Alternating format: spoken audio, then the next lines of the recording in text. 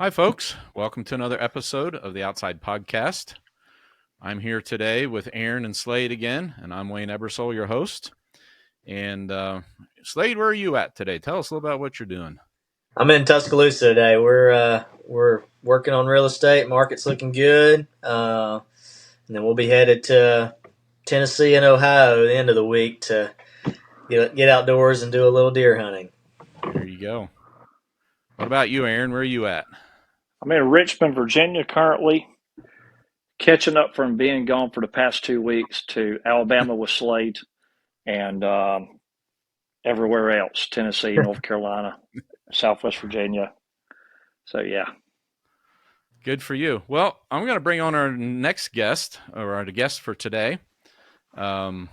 Steve Groff is going to be joining here right now. Hey, Steve. Hey, hello. How are you doing today? It's a lovely day here in Lancaster County, Pennsylvania. Welcome to the Outside Podcast. You're here with Aaron Baumgartner, which I think you've met before, and also Slade Johnson. Hi. How you doing, Steve? I'm doing great. Good. Slade, you're a real estate broker. Is that correct? Not a broker, but yeah, I do real estate kind of all over the Southeast. Sounds good. I think Aaron's in Richmond today, and Slade's in Alabama or Tuscaloosa, somewhere down there. So, and Steve's joining us from Lancaster County, Pennsylvania. You got it all covered. Yeah. So, Steve, I brought you on because you and I have been friends for about 10 years. You were our boss originally when I started getting my feet wet in agriculture. Yeah. Some people have called you the godfather of cover crops. You were doing regenerative agriculture before it was even a term. Yeah, I can agree to that.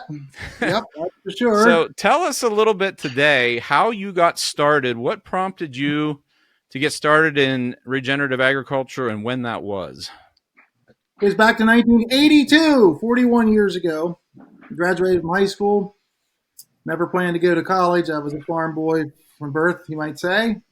And we had ditches in our fields that from the water erosion from rain events. And some years we couldn't even cross those ditches because they were so deep. We had to close them before harvest. And I guess that inconvenience was the first motivating factor to do something that led, I could say, eventually to today to doing cancer research on how we grow food. So there's a whole book between those two things, but that being said, that's what got me started, and I soon found out that no-till was not just to stop ditches being formed in my fields. Mm-hmm. And being able to understand it, being able to manage the process, and then incorporating cover crops in the 90s and really getting strategic, like when Wayne came on, the early 2000s, then I was open to a whole new world that we can actually and recently, the regenerative agriculture movement basically is trying to mimic nature as much as possible, and that has been the fast track of my journey. So I certainly have not arrived, but I will tell you that today, Wayne, my focus is on human health and well-being as it relates to soil health. So there's a lot to unpack there, but there's a lot of opportunity, and I think that now affects every person in the world. We all eat. So it's more than just eating calories. We need to think about what we're eating in the context of health and well-being. And well-being is just as important as health. So how's that for a launching off point? That's a great launching off point. So basically you're taking that next step from regenerative agriculture to now the nutrient density of food and the quality of food. But tell us a little bit. I think in the 90s, you were part of an IMAX film or something? No. So, no, it was actually 2009, I believe. Okay. And because we live here in the Chesapeake Bay region, which was kind of a pilot project for the nation of can farmers affect water quality of large bodies of water. And we're getting some progress in that area. And they wanted to basically do an IMAX movie of that. And they came to our farm and for 2 days to film enough for 2 minutes, as the movie making business goes. A lot of fun. We very much enjoyed it, and but it never came to the big screen. Funding, all those pesky little issues, came up. But we got a nice little video out of it, a little trailer video. That was cool, a lot of fun. Yeah. So yeah, that had to do directly with my role as a farmer and not just doing it on my farm, but educating others to do the same. Yeah. Interesting. Steve, what kind of farming operation are you running there in Lancaster? I farm 200 acres. Sounds like a small farm.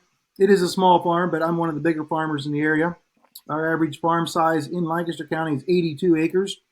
A lot of what brings that acreage down is we have a lot of Amish farms, and Amish can typically handle about 60 acres. So that's a little reason behind all that. 60 cultivated acres, is that correct? That's correct. 60 is about what you can do with horses.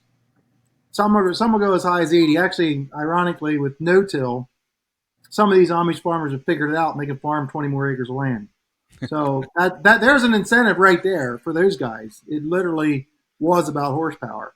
So I grow 50 acres of small grains for seed, for cover crop seed production.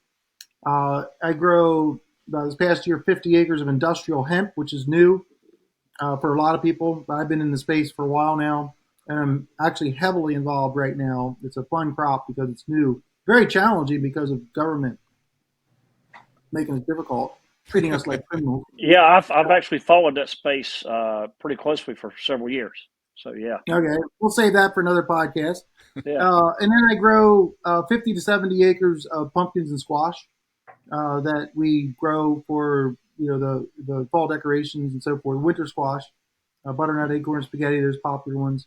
And then we have 4 acres of high tunnel heirloom tomatoes. And I might add, they're all no-till as well. I'm using cover crops in there. So 100% no-till since 1995 on this farm, and 100% use of cover crops. So that's a quick overview of what we do here at Cedar Meadow Farm. Interesting.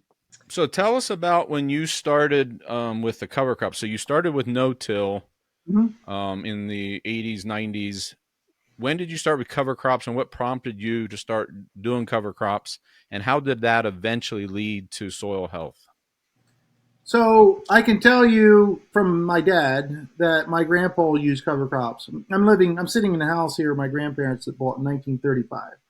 Interesting. It's been a family for 3 generations, and so we had the 4th generation here. My son working full time, and now him and his wife have a couple kids. So the 5th generation might be here.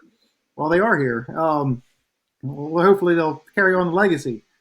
But I remember my dad saying that he would sit on the top. He would literally sit on the front of a farm-all tractor, sitting on the radiator cap, spinning on ryegrass in the 1950s on the last cultivation of corn, which is fascinating to know now because that was kind of like what we would call interseeding, that process. But he did that. He told me that. And then, of course, you came through the 60s and 70s. Why bother with cover crops? We got fertilizer. We got herbicides. We don't need cover crops.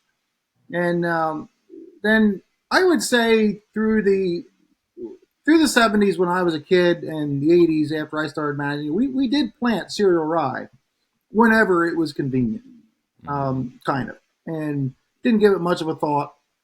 I actually, when I started speaking, I've been speaking since 1994. In 96, I believe it was, I made a comment at a meeting I was speaking at that I'm not sure if cover crops pay. And Dr. Ray Weil, University of Maryland, happened to be speaker at that meeting. He was there, up to me afterwards, and he said, I'm asking the same question. He said, would you be willing to do some research on your farm and other farms to actually ask that question, long-term research, at least 4 years? Wow. I said, well, I felt so honored because at that point I hadn't worked with anyone of, that kind of caliber before, so I literally felt honored.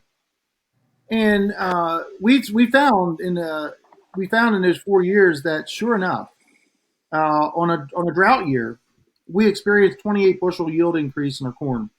Well, I haven't asked that question ever since because that was data right there in my farm, all replicated, all scientifically done. And so then I shifted to, okay, how can I leverage this? How can I maximize it? So they don't pay like that every year, just so we all know here. We all know that, but just put that out there. So that really, Wayne, that was 1999. That was when I shifted to that. And then it was 2001 where Dr. Weil brought a radish to the farm as a cover crop because he heard about it. Well, he saw it down in Brazil. He was down there. And that started what later became the tillage radish. And hence, that's where Wayne started working for me because I started a seed business that was focused totally on the radish that we later branded tillage radish. And it became used all over the world. Now radishes are very common. I think they're the third most popular species that are grown in the United States now. So yeah, it was of course an evolution, but yeah, we all have a story. That's mine. Thank you. That's interesting. Yeah. So, what did you notice when it came to conservation? Did your farm wasn't there like a conservation movement where they redid all the soil around it? And how did cover crops and no-till correlate with that? And how did you incorporate all that? Well, you might be referring to it in the mid '90s. I wanted at that point. I was seeing the benefits of no-till, and because I was on the speaking circuit. I wanted to. My motive was to be up to date with the NRCS because I was basically doing everything they wanted me to. And when they evaluated my farm, they were like, "You got to have like 10 terraces and all these waterways." I was all for the waterways, no question. But all these terraces, I'm like, I don't think I need that. And it was kind of like I dove in there to try to do the right thing, if you will. But it was like, oh, wait a minute. I don't want to ruin all my fields that have been like 12 years into no-till. It was some of them had been. So I happen to know the state conservationist for the state of Pennsylvania, and he was a very, very big proponent of no-till. Joel Myers was his name. And basically, we kind of convinced the NRCS, let's just put in 3 or 4. I think we did 3 terraces, and let's put in all the waterways. There's no problem there. And then let's evaluate in 10 years. Well, needless to say, that's all that ever got done because that's all that needed to be done. And so I've continued that, and because of the intentional strategic use of cover crops has enabled us to where our soil loss is like 200 pounds per acre per year. It originally was about rated at 14 tons. The way I was farming in 1982. So dramatic difference. And we have rolling land. 17% slopes is I don't have any field that is flat, which makes it nice. It's well drained, but when it gets dry, we tend to dry out a little quicker. That being said, decent soil around here. Not the best, but decent. So all that to say that's what we kind of ended up very strategic in no-till and cover crops and diversity and all kinds of stuff because it goes beyond that. You know, we have buffers around the edge of the field, pollinator strips, a lot of things we're doing there to help the ecosystem. I like to say I build my own zoo around here. Steve, I grew up on a 90-acre tobacco farm in Mm-hmm. Caldwell County, Western North Carolina, but I've also had a tremendous amount of exposure to, Eastern North Carolina, Midwest, large, highly advanced, highly technical farming operations. One of the properties I was on last Saturday, open ground farm, which is one of the largest farms east of the Mississippi River, which is 50,000, 700 acres, something like that. It's one contiguous field. So, it's pretty easy to understand how technology has made an impact on those large farming operations. Mm-hmm. What kind of impact, you're farming 200 acres, specialized crops, heirloom tomatoes and pumpkins and squash, things like that. Not all row crops, right? So how have you seen technology make an impact in what you're doing today? And where do you see technology making an impact in the future? Well, technology has been pretty much implemented on the bigger farms first, just because of the economies of scale, the price of it. You could amortize it over thousands of acres. So no doubt about the bigger farms have utilized that front. They front loaded on that. Here in my farm here, we have some technology, in our planning equipment, GPS guidance on the tractors, and we could do field record keeping. I just haven't kept up to that, amount of that. I do yield maps on yield maps, year after year, and make much management decisions. honestly, what I've found out is when you get into regenerative agriculture and the soils become more resilient, I'm more concerned about the biology component of it. And you talk about technology now. We've been involved in taking soil tests where we're looking at the DNA of the microbes to be able to manage that, and that's a whole different paradigm. But you talk about technology; they're going down to microns and high-powered microscopes to identify these microbes that can literally, if we learn how to manage them, or else put the missing ones there that we've either killed or not encouraged to stick around. These are very interesting things that I'm very much intrigued about. But when I think of large land masses, like you said, technology has helped agriculture to be able to manage those places a lot better, simply because you can use all kinds of things. And now with AI coming into the mix, I mean, we're all mind boggled by that. And I honestly don't know it all, but I was just listening to the thing in the Real Ag Radio this morning on satellite radio, just talking about some of the stuff where AI is coming in to managing things I didn't even think about. So I don't know. It's exciting, sometimes confusing. I've always